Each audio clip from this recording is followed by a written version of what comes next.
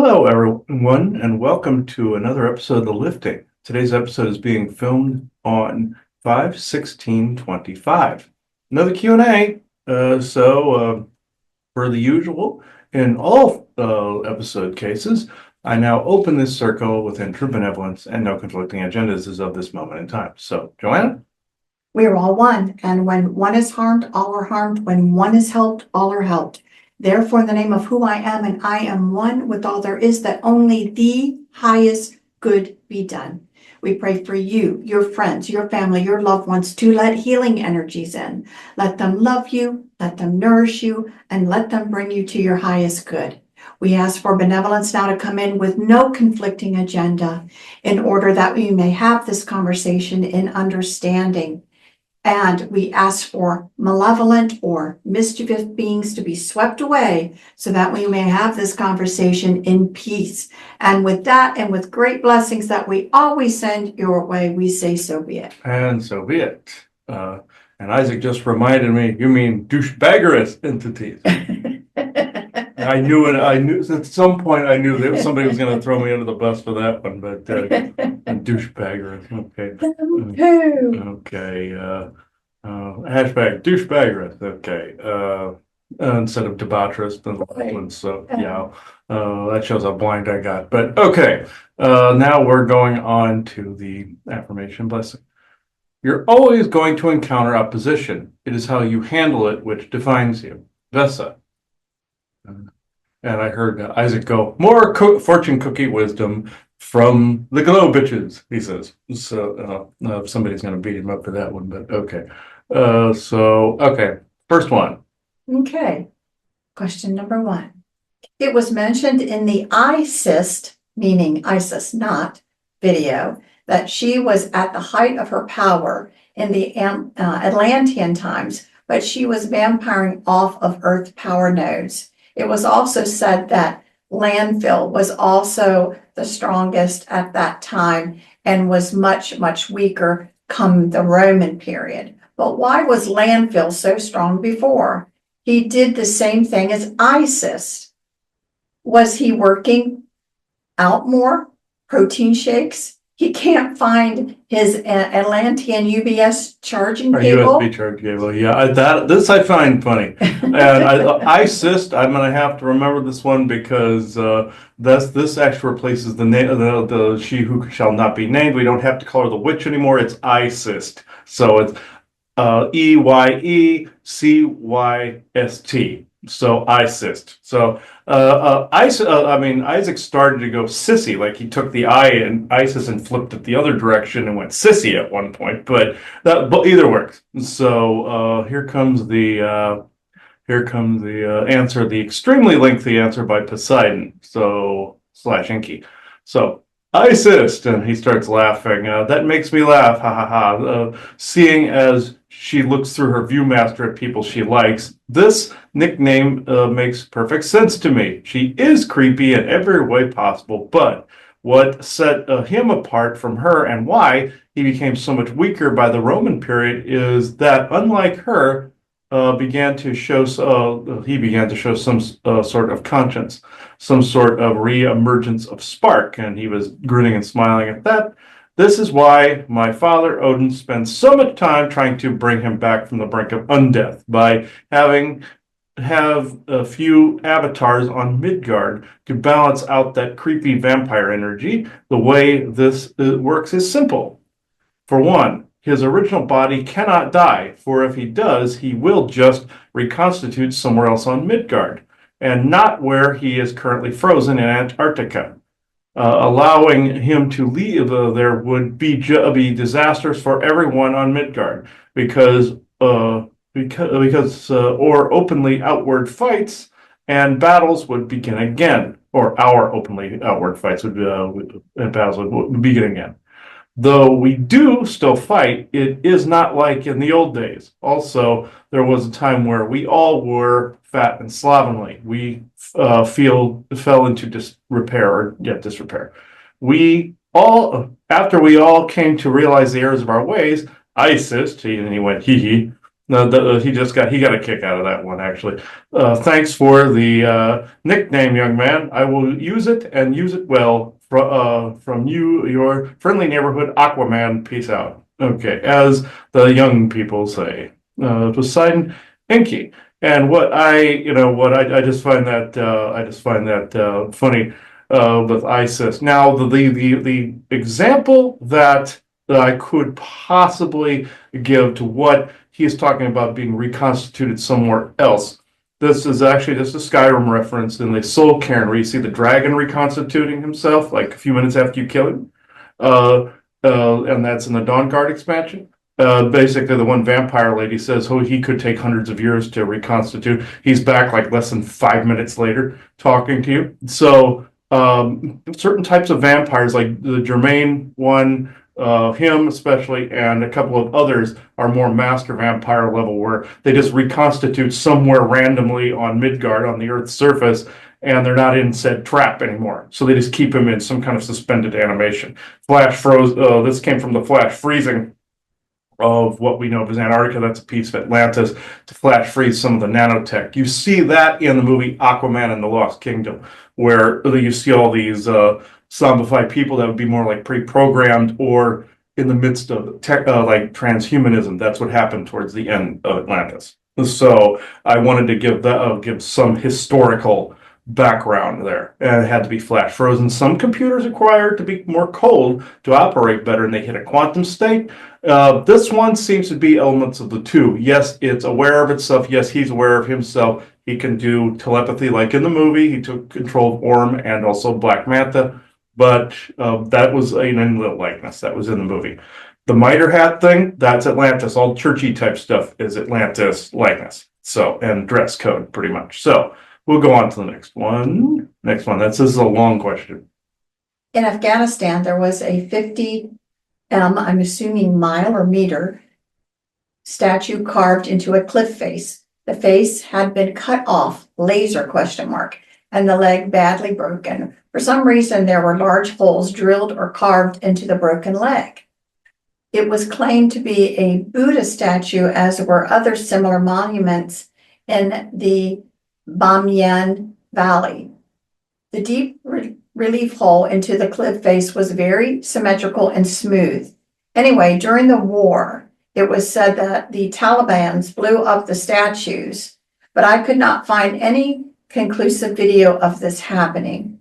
They supposedly tried many ways to blow it all up, but oddly, no charring on the sandstone is visible.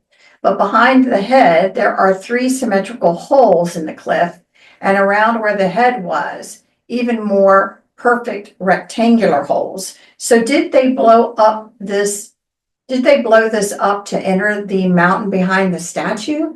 What for? And what are the true origins and personage of the statue? There are also 33M or so carving next to it, said to be a female. Sorry, a long one.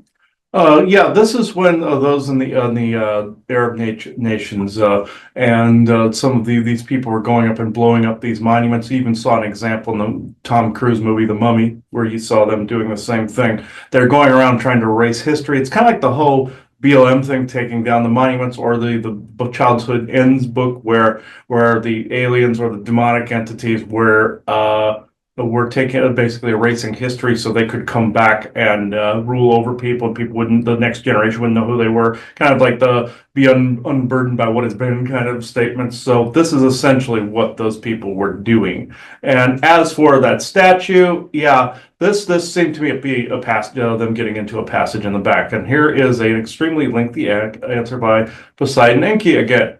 So, hello again, Poseidon here to say yes to this. It was an entrance to a long-forgotten area of my brother's kingdom. His monuments keep getting defaced, along with mine and others, because the hedge bed is that some of the others want to be able to unwrite bad history and come out all of this squeaky clean, so to speak. That said, the 2 statues in question were a passage to an underground element of my brother's kingdom post-Atlantis. You are now wondering how he was moving about if he were frozen in time. Simple, really. He wasn't always able to be held. unfortunately. Then he was worshipped as king of the gods, and then all went to hell. Get it? The two statues were the locking mechanism to the underground chamber and subsequent antechamber beneath it. Though Hades was a dark elf and his brother stayed both above and below when needed. The holes were part of the lock in the old days. Just like in the Aquaman movie, we had the gears of the world, or aka the world engine. This is where your Antikythera device came in, a repop, so to speak, or repop of our earlier tech as humans figured out, or to be more accurate, where we're instructed after Atlantis' destruction on how to build such devices.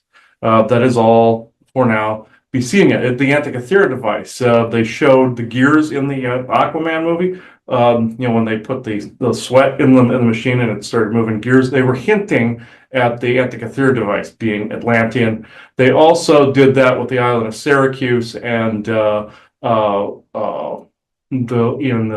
of Destiny, Indiana Jones' Dial of Destiny. I can't even remember the wizard's name now that they had him in that. But anyway, defended the Isle of Syracuse. It'll come to me before the end of this. So that, but this is, I thought that was actually interesting. So we'll move on. Okay. Does the spirit of Robert Monroe have any advice or warnings regarding the HemiSync audio CDs? Okay. Yeah, this is the first time I even heard, believe it or not, this shows how cultured I am. I did not even know who this person was, believe it or not. So I did get him for a brief period. He was very kind. These are full of programming and spells. Same difference. They were meant to lift, but also in the end sync. Get it? Sync. Sync to programming. Steer clear of them. Though streaming be far worse at times. It is far more manageable. Okay, I got to reread that line. Though streaming being far worse at times, it is far more manageable, is what he's saying. This is all I came to say this afternoon. Be well, both of you. Goodbye. And he waved to us. So this, what he's saying is about the rise and fall of all the different waves in the programming is what he's trying to say. The HemiSync audio CDs, it's actually those were worse. They could carry it almost like a spell trap or an edifice or some kind of trap, like the cursed file, like the voicemail file I told people about years ago, where those CDs were trapping that in there, and it was even affecting the electronics around the house. TV was screwing up everything, and then when I finished getting rid of the archive, TV unscrewed up basically, or got fixed.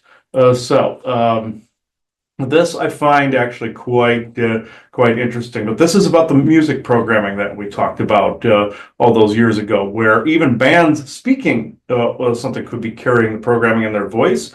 That's like essentially that quantum light language you're hearing about, but flipped to the negative connotation. It doesn't necessarily have, just because you call it quantum light language, does not mean it's a fancy term, but it does not mean that you can't perform spells with the voice.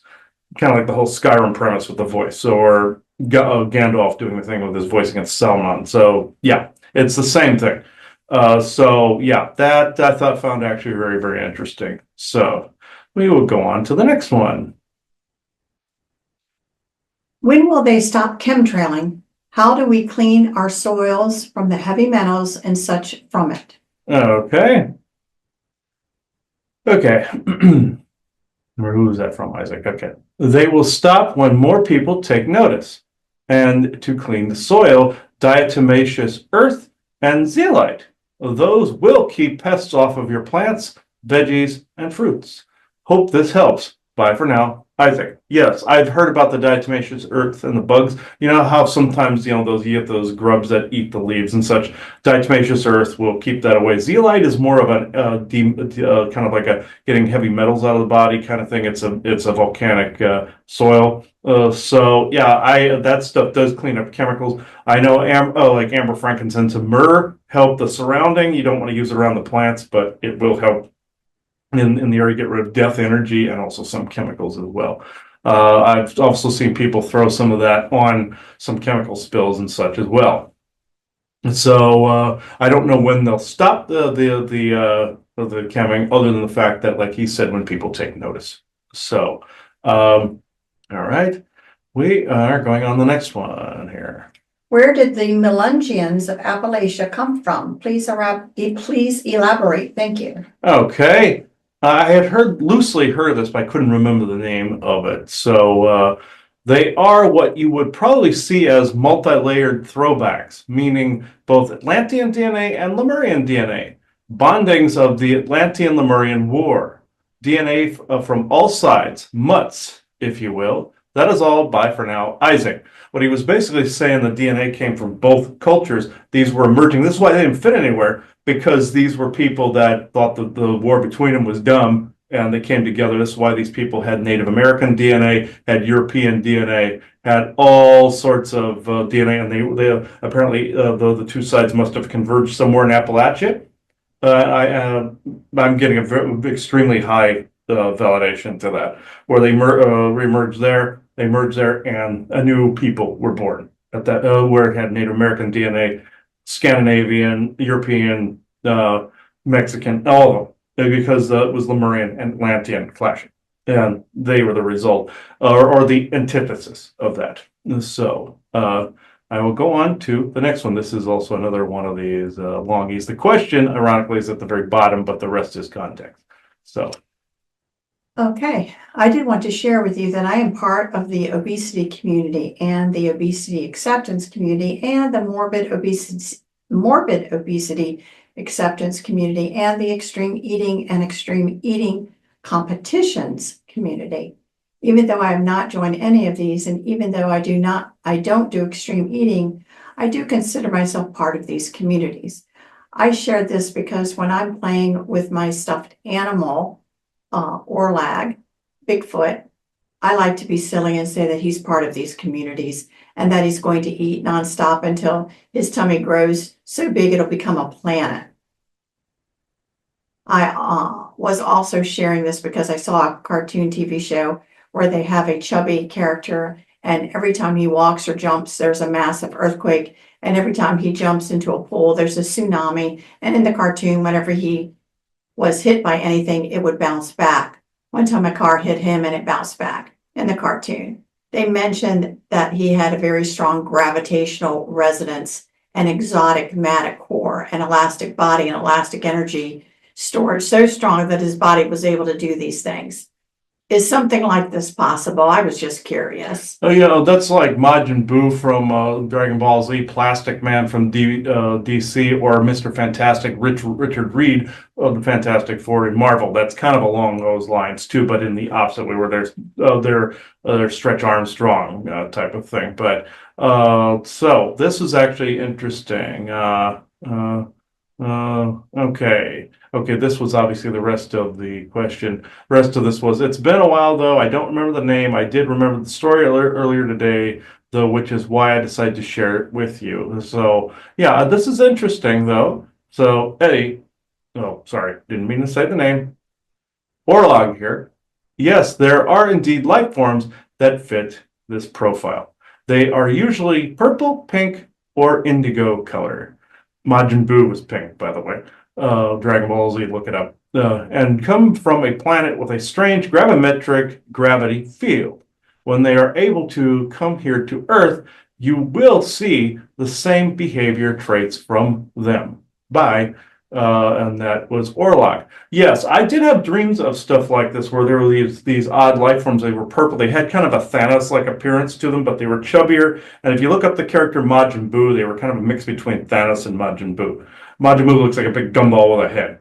So you can thank Japan for one of the most annoying protagonists in the entire anime world ever. He sounds really creepy. I mean, just look it up. This is what these ETs look like. They're actually disclosing a real thing, but just add like kind of a Thanos look to them with his clothes, pretty much like with his helmet and everything. This is what they look like. They sometimes are bounty hunters, sometimes they help in laboratories, sometimes they help with like some mechanical concerns, engineering or something like this. But they have these elasticized bodies where it's not really gas or liquid that's in them. It's more like this, like what was said, this strong gravitational resonant exotic matter core. That's actually accurate. What was in the question there, and what was disclosed in that cartoon.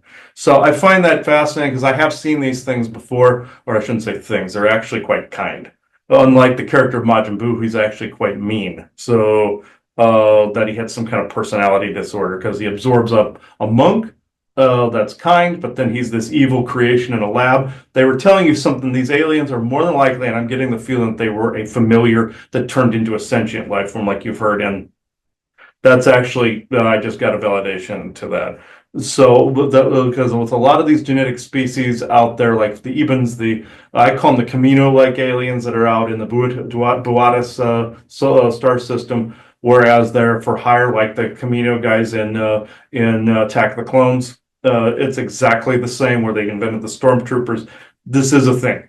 So Lucas knew his crap there, and also. The name of that wizard has been driving me batty. I'm going to look this up really fast. So, use laser.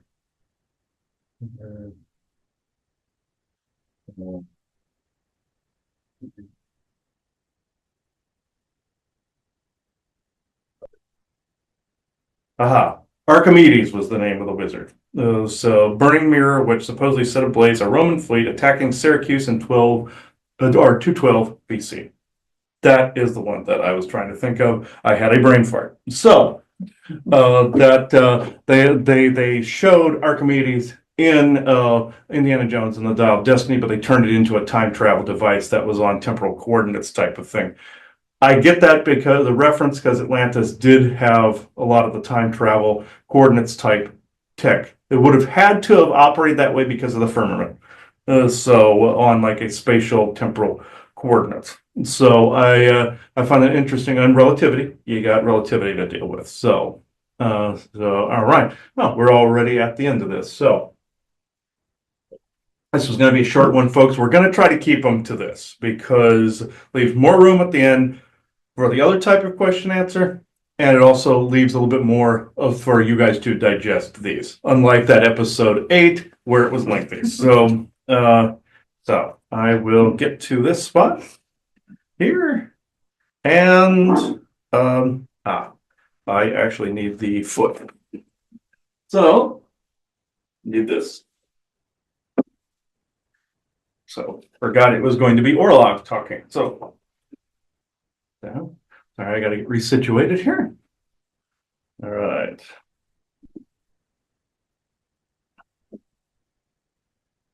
And now get everything situated. And okay. And they're drinking. Benevolent Orlog, I know you are around because you were around earlier when we did the channel for that last question. So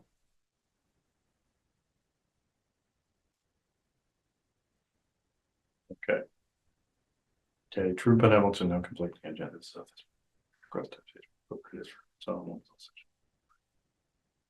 okay.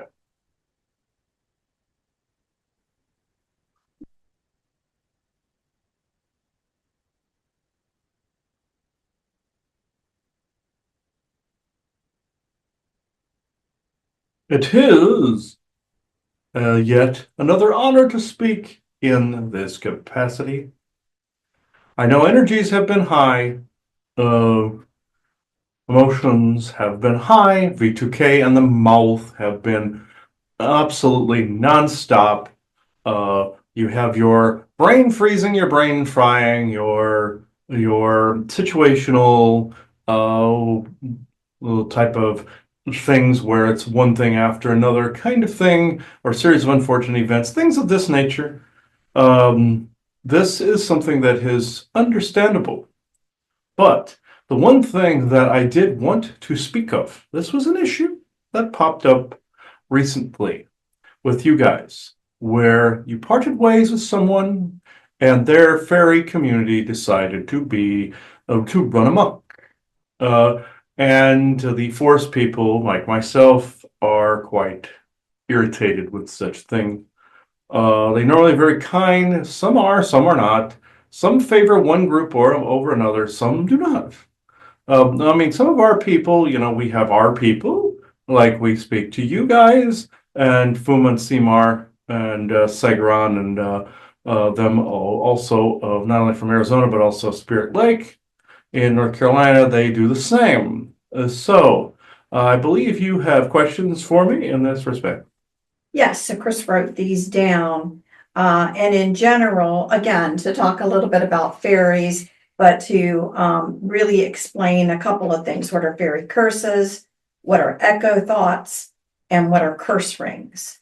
Let's see. Fairy curses, echo thoughts, curse rings. Mhm. These all some go under the mouth, which would be echo thought.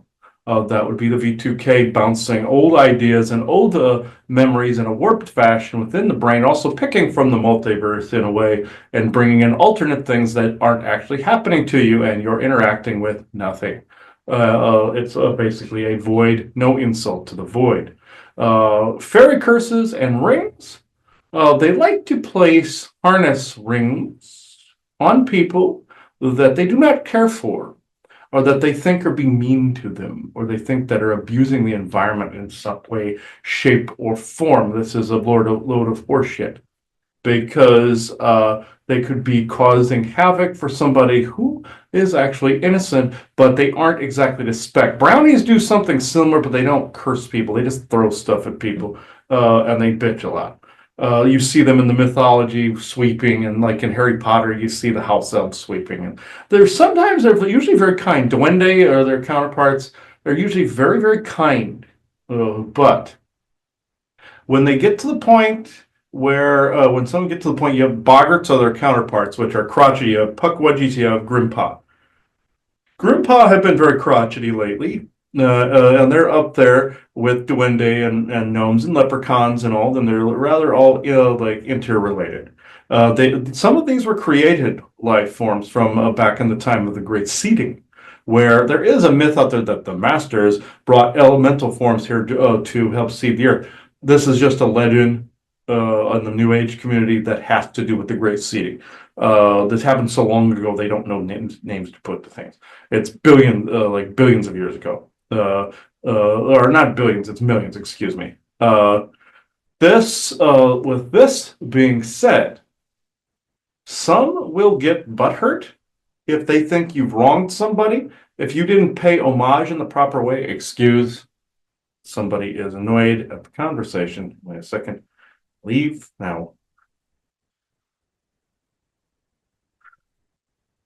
It's like him and his mother had a conversation separately and together with them that they were trying to explain to them that nobody meant any form of harm, but they thought you guys were meanies, that they thought you betrayed a particular individual, things of this nature. They even went about and froze the chimes outside so they no longer made their pretty sound because they were displeased. They're highly displeased. And what they don't understand is you want to actually give them a proper voice in the here and now in a proper way to honor them. And we have explained this to them ad nauseum. And the curse rings are a form of, how can I put this? You can either have this stuck on your privates in some way or on your hands and toes. Sometimes even in your nose, kind of like a bull being pulled by the nose ring. This is unacceptable to us. They haunt properties. They make noises on your roof. That is more boggart and puckwudgie territory, actually. But some fairies are the kind you see in the movie Bright with Will Smith, where you see those that they made fun of them by having them around bug zappers and things of that nature. That would be more of some of the type that put the rings on people. Some types of Aluzi can do it too. And are they considered Earth Guardians? No. They were also brought here in the times of the Great Seeding. And they were here to protect different areas of land. The Will of the Wisp were also brought here in the times of the Great Seeding. The ones people think are swamp gas that look like little wisps. These are plasmoid life forms that are very similar, like as in Steven said, they're very similar in makeup to his own species, kind of gaseous plasmoid. They were here to help protect as well. If you saw them, they would look like an orb or electrical orb, but they are more of a plasmoid form, and they're quite dangerous, actually. They live in swampy areas. That's why they were accused of being swamp gas. And there's another more advanced version of them called the Duad, and those are more the Lady of the Lake, Will-o'-the-Wisp types. Those are mostly female, and they would take the form of a lady in white wispiness on the Lake of Avalon. And I make fun because they tend to be very dramatic and magical and sparkly. But they hate my guts at the moment. I would akin them to the sparkly vampires of Twilight, but and Isaac gets a kick out of that because he tends to shine himself because he's white as a ghost. And yes, but in this instance, these other fairies have to stop this because they get butthurt at the slightest thing, and they wreak havoc across the board. They were even making so the chimes didn't move, and they were making them so they wouldn't go even in a high wind. That's them. When you see chimes that don't go in a high wind and go when there is no wind, this is them. They normally are very happy and boisterous, and they will help you, and they listen to your wisdom. But if you don't exude wisdom at every moment, if you have human moments, especially if you have a high psionic capabilities like yourselves, like all four of you, Laverna's mother, you, and him, they tend to get butthurt that you're not in this esoteric, wise place all the time, which I want to state for the record that is highly unrealistic. They are in this state when others are in this state. They learn as you learn as they learn, if this makes sense. People go to them for wisdom, they're coming to you for wisdom. And if they see somebody they like is distraught, they want to know why. And that person says why, then they go after and can be hired by those said people. You've heard this part before, to go and put these curse rings on people. And this could stifle a number of different things. It can make people more vulnerable to other attacks, like from the mouth or from demonic sources, attachments. They can throw attachments too because they get creepy this way. They just grab something and throw it. But it would affect abundance. It would affect how people see you. It would affect how people either ignore or not ignore or see you as good or bad, depending on whether you fall into their favor. Why do you think the people in Ireland leave shit for them? They don't want the other half of that equation, and it's resulted in them being afraid of fairy curses. This is where this is. The rings are shackles. They can shackle anything, including what he calls cock rings. So they do this, and you had your witch out there, or Isis. We love this, actually. Love it, because we see what she's done to you guys. She was famous for rallying up a bunch of fairies and being almost like a queen to them and sending things out. It's like that fairy queen you see in Willow with all the little ones around them. She was known for doing this and trying to stir them up, knowing they were from the time of the great seeding, and then they would followed the leader sometimes, like kind of like the Pied Piper of Hamelin, where he gets the rats out of Hamelin. It's essentially like that. I'm not equating them to rats. But you know what I'm saying. Also, there was also a video you guys saw on that paranormal show, on video show, where they showed one of the fairies that came out of the tree. This is one of the types I'm talking about that do the cursing. The Illusies do it too, but this other one is an Illusi variation that looks kind of like very rugged. Then you have the other ones that have the little pointed head and have like almost like an insect-like appearance. And then you have also a fairy type like that little skeleton they found that time with the weird head. That is a fairy type or a fae type. Fae can be very finicky. It's not the tree fae that are upset. The guys that are aligning your trees, they are not upset. These guys are grateful you're actually trying to help the area. They're very innocent, and they're like, you see their likeness in the two Maleficent movies with Angelina Jolie, the little ones. You see some of their likeness. They're great. They're awesome. It's these other little SOBs. See, they don't want me to speak. It's these other little SOBs that are doing this. That they're also trying to make you think it's all the rest of them. And because they're butthurt over the situation with one you called the forebear. That's really what they're upset about. And they're just being kind of dumb at the moment. So you did mention that they were brought in, but they were brought in as protectors, which I find that so fascinating because Yeah. they're so small. If you get thousands of them, they like a swarm of bees. A swarm of bees can go swarm around somebody, or hornets, essentially. Imagine each one of those hornets having the power to essentially affect someone's, you want to say luck, or perception, or perception, and perspective. They're not unlike Jinn in this way, where you can change the luck threads, kind of like that DS9 episode where the guy had the ability, the game that changed everybody's luck. This is like that. Jinn have this capability.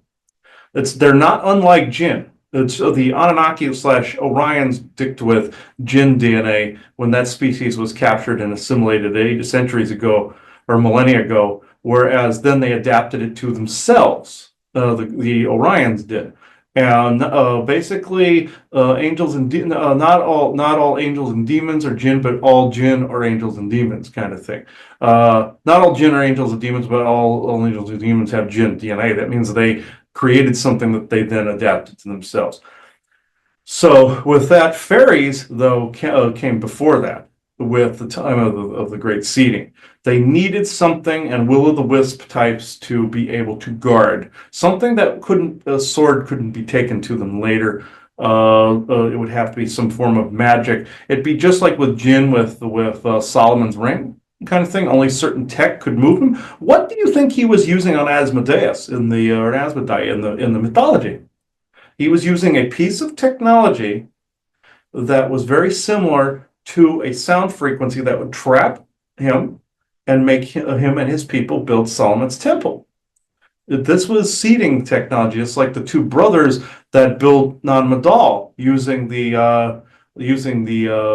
terraforming tech that had been broken for so long. They were just using it like Lincoln Logs at that point. They lifted it with sound and moved it. It's the same thing.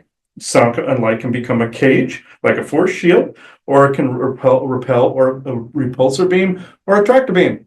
So this is essentially what was being done with that. So, are you saying that they were brought here and kind of kept in a way that they were just released to do what needed to be done and then put kind of, like you're saying, back in the cage? Not unlike different what your government SSP factions do by keeping demons in a cabinet, or Wendigo in a cabinet somewhere, unleash them, which then took out an Inuit village, stuff like that. Things do escape from time to time, or keep creatures in a cage, or like you have a zoo, things of that nature. That's why when you went to Japan and saw those demons in the cages, this is essentially what was being represented there. So over time, because they're obviously not in cages anymore. No. Okay. And so over time, they just grew and multiplied, let's say, themselves, and just kind of do their own things. But then they may run across somebody that they take a liking to. Mm-hmm. And then there seems to be some sort of loyalty to that person. Mm-hmm. Yes. And then they have their genetics that say, if they're being harmed, to go out and do these things. It's in their DNA. It's in their DNA. It's kind of like a genie's lamp, and you rub it and the genie comes out, has to be obedient to you, kind of thing. I said they're not unlike the Jinn. They're not exactly the same. Jinn tend to be fairly manipulative. These beings are at least 50-50. You can at least convince them to go. Belligerence doesn't work. You have to find negotiative tactics with them. But we were able to repel a lot of them. I can't promise they won't try it, but I would highly recommend a peace be struck between both sides, showing that you are at least in favor of of Earth concerns, which we are. We see this quite clearly as a people. They, on the other hand, only were coming and going. They weren't here all the time. The tree fae, on the other hand, they're here all the time up in your gumball trees and everything. They would prefer those trees not go unless it's an emergency of some kind where it like falls or something. But not that they want this, but they're also in this tree that's next door and everything. And one you have not spoken to in an age, Ben Orkfoil, for instance, wanted to pass along a message to you as well. He's not butthurt. The Dakak people are not butthurt at anything of the sort. They are a type of fae, yes. They're as old as the hills, literally, and they are the types that help in decay and regrowth. They are fine. The Dakak people have been around as well. You haven't noticed them except possibly in a leaf blowing around or something like that. They tend to play dead most of the time. It's kind of creepy, a cadaver blowing around your yard. But they give me the finger for doing that. But it's not a cadaver, okay? But it's a joke. But some of them don't have a sense of humor. But the Dakak people are fine. It's this one isolated group segments of Aluzi and some woodland fairies. Now, some of the ones that were in those days were not fairies. Some were tall white variations and dark elves variations, and their family trees from again the Lemurian Atlantean period. But this, you were right on the money, pegging the time frames for some of these things. The merging the DNA, like with that other people, and this some of these other beings. But I will say that they are a tough cookie. The Lyrans tend to be fairly irritated with them too. They see them as bugs, even though they can be the same size as them or taller. A small Aluzi could take on a tall white, could take on a white Draco, or even an alpha Draconis, like a white one, or even an aquatic or a twatic, as him and Richie called them. Difficulty, but they could, because the aquatics or the twatics are not, they're interdimensional, but they're not shape-shifting type beings, as you would think they would be, being from another universe. But with the Aluzi, they know better. No, they know better than this. They have been around you for long periods of time, but they have an odd learning curve where they stick with something, but when they see the shift, see life shift and then shift in attitude, they think it's a derailing based on old esoteric information that was given to them a long time ago. They absorb what was given to them, and then they just parrot it back to people sometimes. And when this occurs, people think they're getting wisdom from spirit, and they're just echoing things from the past at times. Not always. I'm not going to dump on the entire group, but they do this, and they go, "Yes, this is this," and everybody's like, "Yes," and then people bounce ideas back to them, and then they parrot it back, like the Polly parrot, that toy in Toys R Us or Toy Store that would repeat things back. You're a parrot. Parrots are still wise, but they still mimic.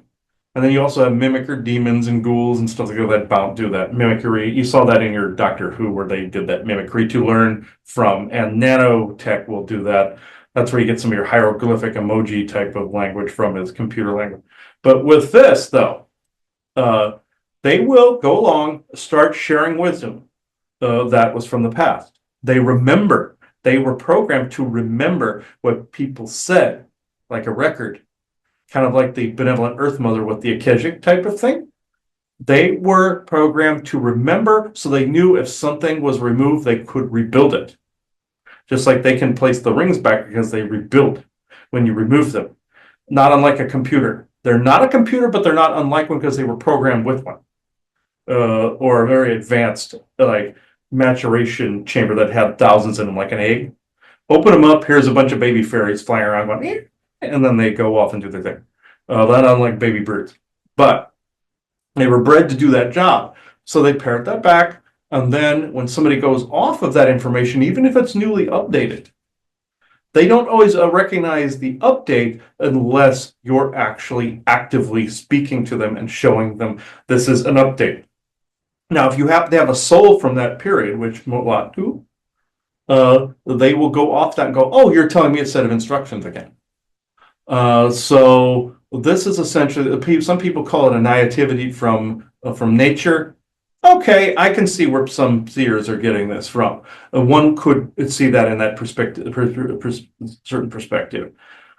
But it's not the only thing. Now, if you give them the updated information in a kind way and in a seemingly respectful way, they will see this as a set of instructions to go by. Even though he said about certain differences of opinion and what he perceives as a betrayal, the other side is perceiving it as a betrayal. So therefore, they are coming at him because the other side was giving that information, you see. And it could pit different fairy tribes against fairy tribes, also tall white tribes against Lanyalosian groups that you work with, against some Lanyalosian partial variations and dark elf tribes. You see, they're also related to some of these groups. See, and some of these fairies are in Lanulos too.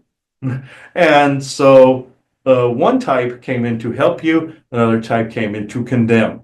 You see what I mean? They all kind of were created roughly in the same places in different dimensional spaces. You have also the elves of Tir na nog, that's your Lanulos, but some fairy groups and mer groups are actually interrelated from the same dimensional spaces. Also, some of the same species started creating some of these variations long before the Orions were ever thought of. And these are from ages long forgotten in your Earth record, in the times that record was created. If something differs, or if they think that you're not helping the cleanup, like your mer will go, why didn't you pick up that piece of trash? Why did you take too many shells and sand here? They bitch. I'm just saying. We have a good relationship with them. We harangue them a lot. They harangue us a lot, but it's they sometimes will act this way a little bit too. Their sentries, you probably noticed up the East Coast, do this a lot. They're good. They're kind people, but some of them can be dicks. The ones that are on the West Coast are roughly kind of the same. You have your classic mermaids up by Ireland, all of them. They kind of all do the same. They're great people. They walk amongst you quite often on the beaches. They would look like regular people. They would change, like in your Pirates of the Caribbean 4, where the mermaid could walk on land, the Blackbeard one with the mermaid, that they do that. But not to get too far off track, these other guys can walk amongst you as well. They can shapeshift, they can become your size. And also you have wood nymphs, wood fairies, all these other things that can also draw you in. Some of these are also variations of Tir na nog and Lanulos and other worlds within worlds variations, like your green children of Hutlet. This is very similar in this way. And some of them also had children here and also can travel interdimensionally, and sometimes we'll get butthurt that people are in certain areas and all of this.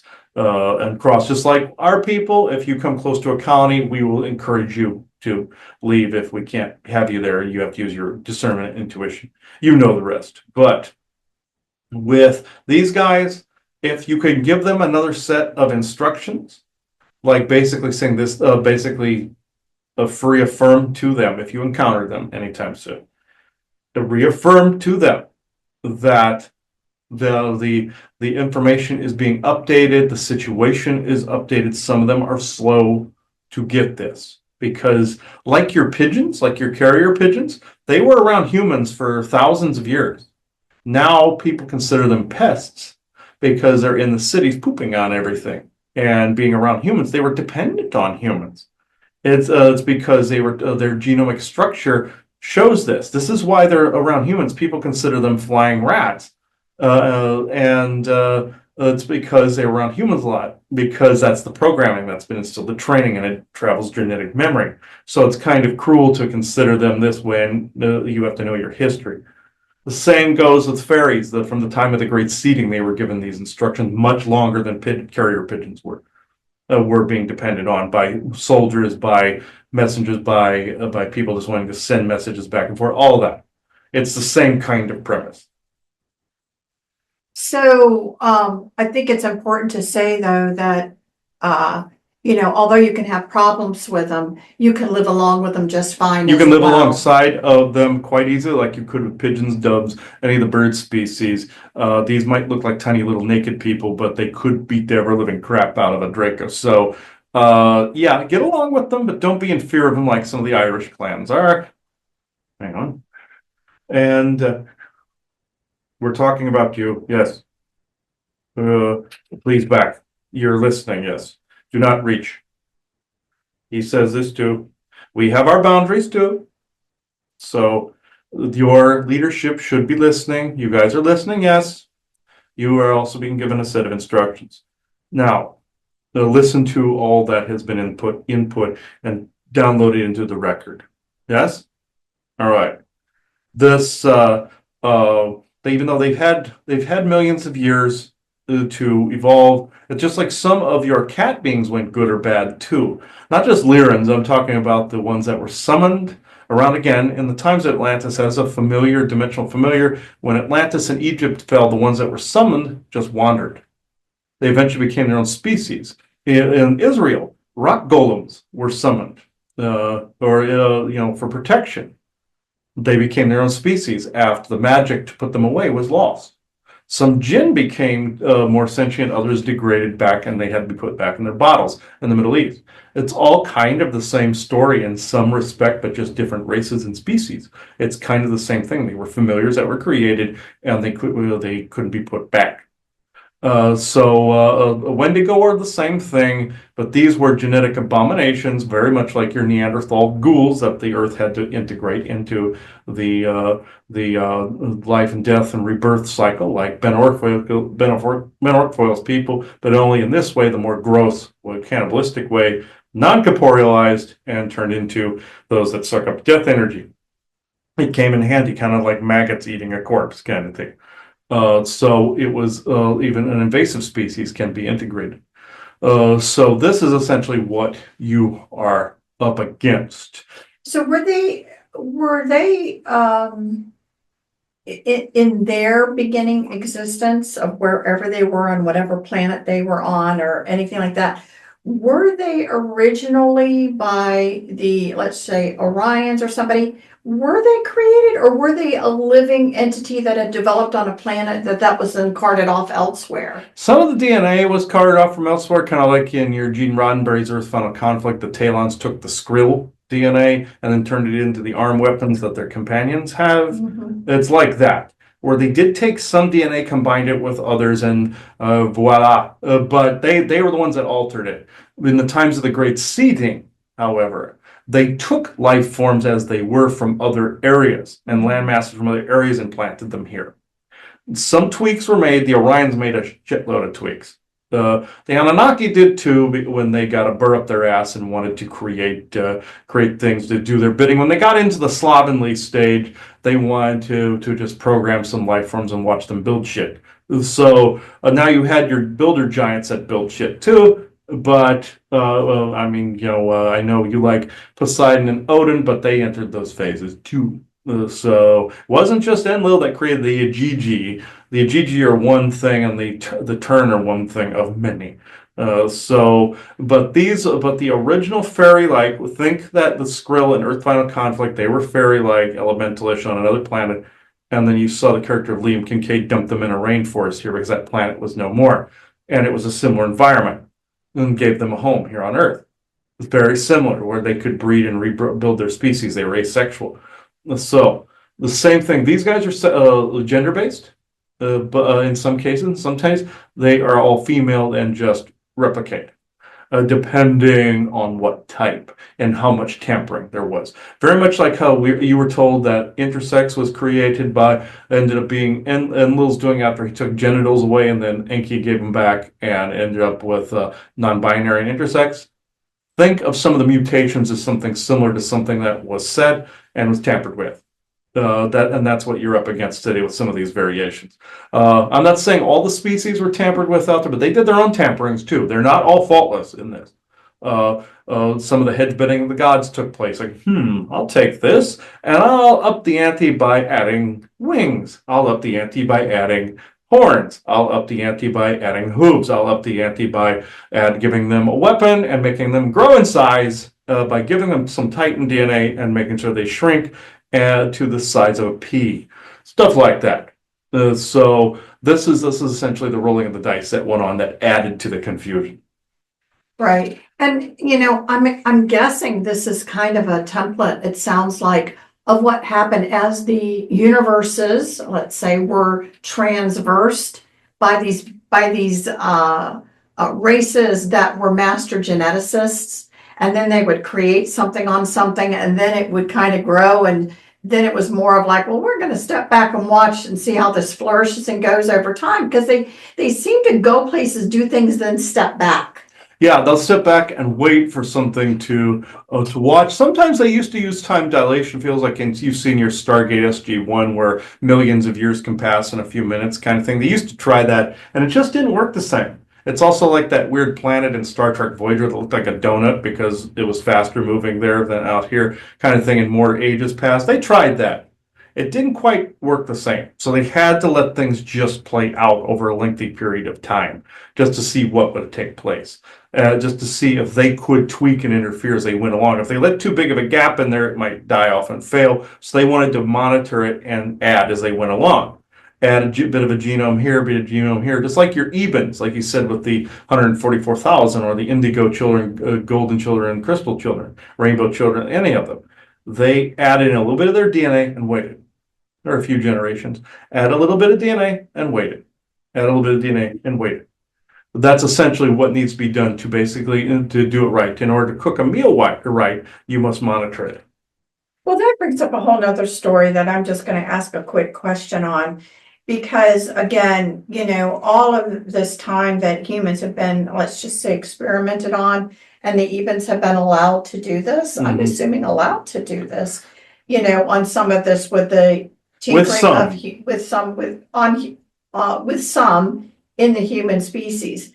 But I would hope there would become a point that that tampering would kind of stop. It's one thing, again, as a society matures and gets in its own thing, that you decide, I'm going to tamper on myself, as they did, you know, but it was with full knowledge and consent.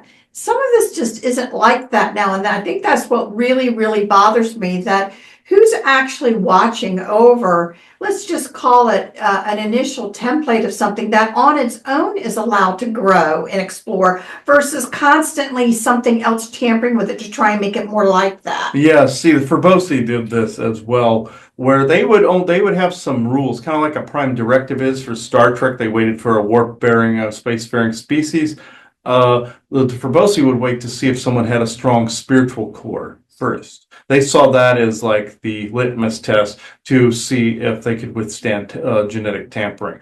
So the ones that pulled the eugenics crap usually did this. In some fashion, they waited for something to show up on its own, then added a little bit and waited, added a little bit and waited. Forbosi waited until they hit a spiritual core, then they added all the mathematical and brains type of stuff on top of it, and voila, you have then Poseidon and Enki and Enki and Enlil and Anu coming in and going, wait a minute. I think I like this particular template. I'm going to copy this, and then I'm going to take this and one up, and now we have unicorns. Now you have horses. Ta-da! Thank you, thank you. You know, that's what Poseidon did to please Athena. And the Forbosi were pissed. The Alarum were pissed because the Alarum's DNA, that was that familiar species, was taken to create unicorns, and eventually you have horses and centaurs. Essentially, all horses are centaurs. So, Poseidon wanted to take and went, I can use this. They all kind of stole from each other. They still kind of do it, but they don't do it as much because it would get noticed. And the GF kind of, and this is where they win in this case, they kind of frown on some of it, but they don't frown on all of it. It's just sanctioned things that are out in the galaxy. You're not allowed to create some horrible freaking abomination that would eat a planet or something like that. There are limits, like you go to a doctor and get a change done and stuff like that, knowing that it would not corrupt the species. There are known things that work, I will say. That Camino species that's out there, sometimes they're a little bit too brainy for their own good. The same with the Ebens. They tend to be extremely, how can I put it? They're kind of naive. Thinking that they can just extinct their species and integrate themselves slowly into humanity, and it would go unnoticed. big heads tend to get noticed. And no, Isaac, they're not mongoloids. Thank you. Right. That you called the Ama that, you called the rain that time, but we get the joke. And then the thing of it is, though, within his joke is wrapped truth, because sometimes that's stunted and you get things like Down syndrome, you get some types of autism, and you not just stuff nowadays. Sometimes the Anunnaki were creating slaves, and they dumbed down the intelligence and beefed up the strength. It was like a guy your father mentioned that was a worker, that he had low intelligence but had big muscles. This is where this comes from. This is this kind of tampering. What your George Carlin would say, the prick waving dick fight thing cannot keep going. Some species will go, hey, they'll even sit around and go, hey, I know what we can do. And some of them are bored when they do this. And they showed this in Gene Roddenberry's Andromeda, where a purple kid or a purple guy got on this planet, caused a war, and the other purple girl, trans, said, oh, he was probably just bored. This is what happens sometimes. And your actor that played your smoking man in X-Files went bored. He wrecked a society. Proper reaction. This is what happens on Earth sometimes, and has happened in the past.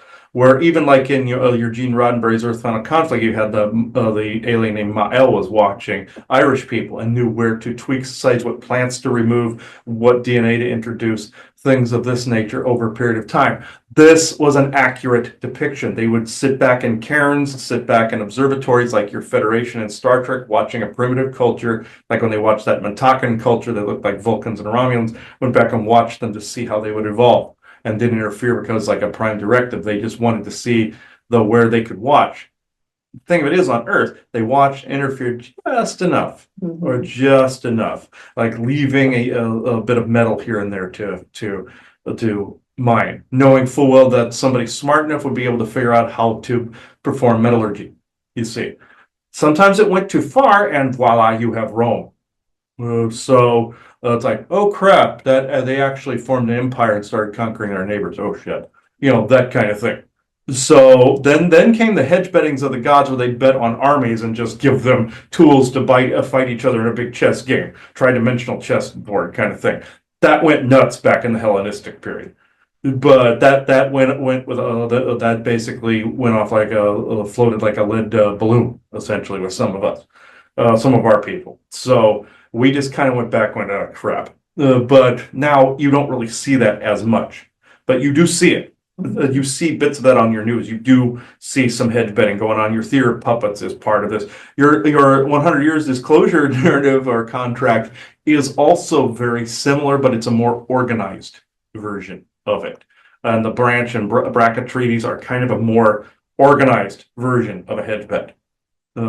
But they see it as more sophisticated because it's pen to paper. But it is the same thing as far as we are concerned. But it just is more sophisticated and less violent. They got their head out of their butt after a while, and it basically became more intellectual about it. But we consider it to be the same thing. Okay, well, thank you. As a people, we do anyway. Right. Even the other clans do, actually. The Moot does too. So, yeah. So, just gonna give you any last words before we close this one off today. Yes. Just know that different strokes for different folks. You run into some of these other species. Some will appreciate might. Others will appreciate intellect and brains. Others will appreciate energy and solitude and reverence for nature, depending who you run into. Just know there is a whole galaxy of people like this. There's a whole set of interversal dimensions of like this. So you must know how to speak when you run across. It's like that scene in Star Trek Next Generation where Wesley runs across this human-looking alien when he's at Starfleet Academy, and this alien insults him.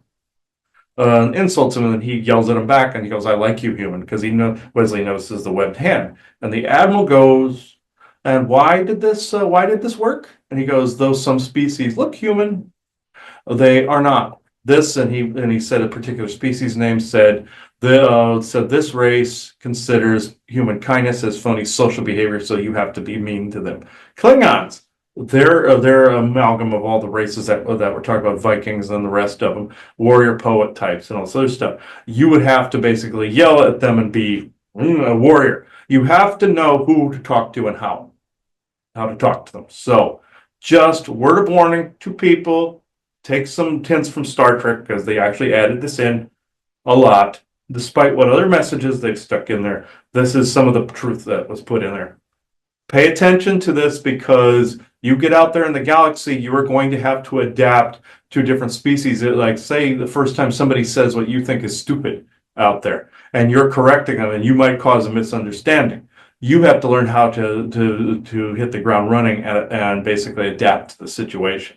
This is what we are saying. You think it's rough with the energies at the moment. Wait till you get some bickering, weird-looking ET with a long neck and beady eyes, basically pissed at you because you called him Four Eyes or a Viewmaster or some crap like that. And an insectoid where you said he stinks. They do stink. I'm just saying that the odor is offensive, and basically you telling them they need deodorant might piss a few of them off. Just saying. Or they might laugh. We laugh at them often. I'm just saying that that you'll run across these things. Trust me. So this is all I have this evening. So thank you. Appreciate you coming in. Thank you. Thank you all. I am Orlog.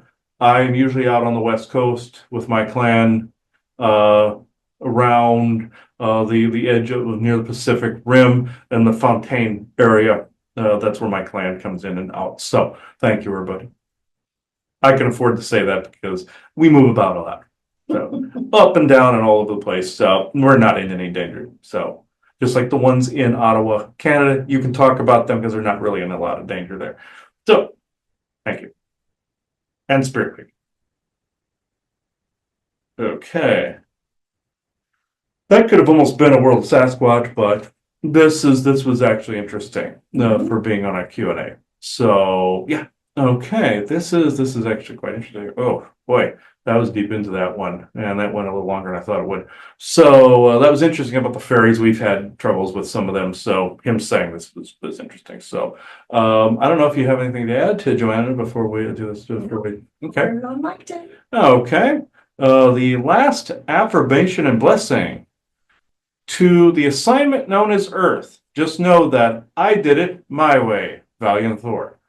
He's being his usual self with that. So I now close this circle within true benevolence and no conflicting agendas as of this moment in time. So thank you everybody for watching the show. Bye-bye now.